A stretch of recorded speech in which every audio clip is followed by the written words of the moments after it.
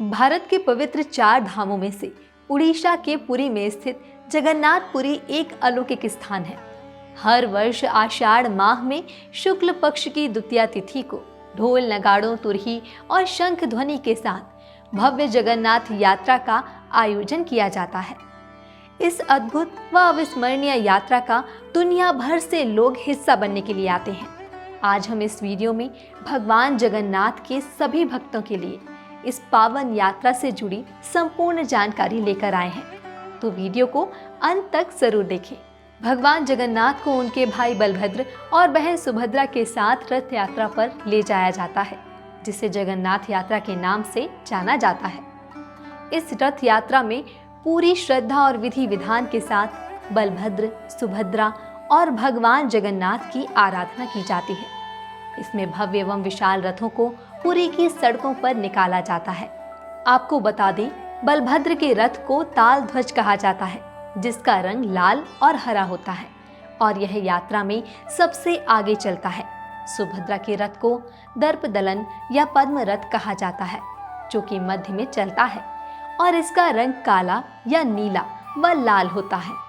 वहीं भगवान जगन्नाथ के रथ को नंदी घोष या गरुड़ ध्वज कहा जाता है, जो सबसे अंत में चलता है, जिसका रंग लाल और पीला होता है। अब अगर रथ की ऊंचाई के बारे में बात करें तो भगवान जगन्नाथ के रथ की ऊंचाई 45.6 फीट होती है और बलभद्र जी के ताल ध्वज रथ की ऊंचाई 45 फीट ऊंची होती है, जबकि सुभद्रा जी के रथ की ऊंचाई 44.6 फीट होती है। ये सभी रथ नीम की पवित्र लकड़ियों से बनाए जाते हैं, जिसे दारू कहा जाता है। इसके लिए शुभ नीम के पेड़ की पहचान की जाती है, जिसके लिए जगन्नाथ मंदिर एक खास समिति का गठन करती है, जबकि रथों के लिए काष्ठ का चयन बसंत पंचमी के दिन से ही शुरू हो जाता है और उनका निर्माण अक्षय तृतीया से प्रारंभ होता है। इन रथों के निर्माण में खास बात यह है कि इसमें किसी भी प्रकार के कील, कांटे या अन्य किसी धातु का प्रयोग नहीं होता है और जब तीनों रथ तैयार हो जाते हैं तब छर पहनरा नामक अनुष्ठान संपन्न किया जाता है। इसके तहत पुरी के गजपति राजा पालकी में यहाँ आकर तीनों रथों की विधिवत पूजा करते हैं और सोने की झाड़ू से रथ मंडप और रास्ते को साफ करते हैं। यह रस्म यात्रा के दौरान 2 बार होती है। एक बार जब यात्रा को गुंडीचा मंदिर ले जाया जाता है तब, और दूसरी बार जब यात्रा को वापस जगन्नाथ मंदिर में ले जाया जाता है। एक पहाड़ी नामक धार्मिक परंपरा के तहत बलभद्र, सुभद्रा एवं भगवान श्री कृष्ण को जगन्नाथ मंदिर से गुंडीचा मंदिर तक ले जाया जाता है।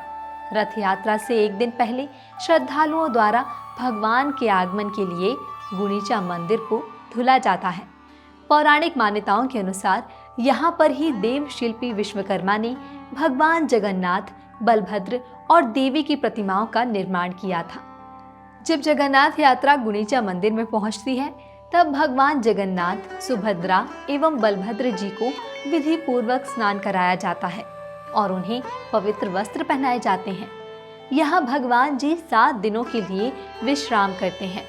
गुंडीचा मंदिर में भगवान जगन्नाथ के दर्शन को आड़प दर्शन कहा जाता है। यात्रा में एक अन्य परंपरा हेरा पंचमी का भी विशेष महत्व है। इस दिन मां लक्ष्मी भगवान जगन्नाथ को खोजने आती हैं।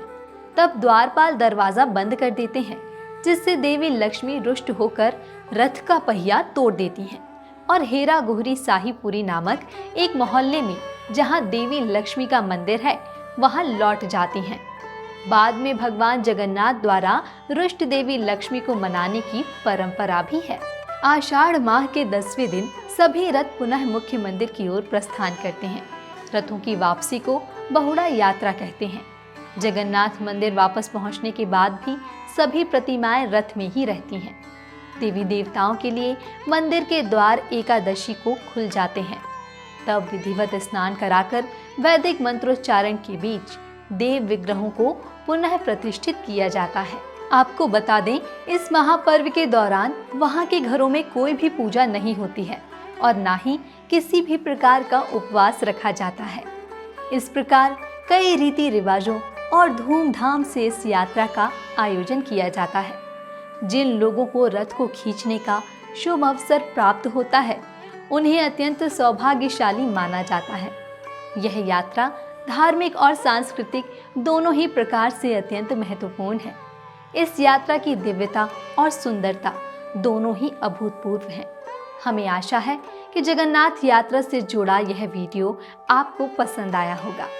इस मंदिर की उत्पत्ति की कथा जानने के लिए श्री मंदिर ऐप पर अवश्य जाएं। नमस्कार।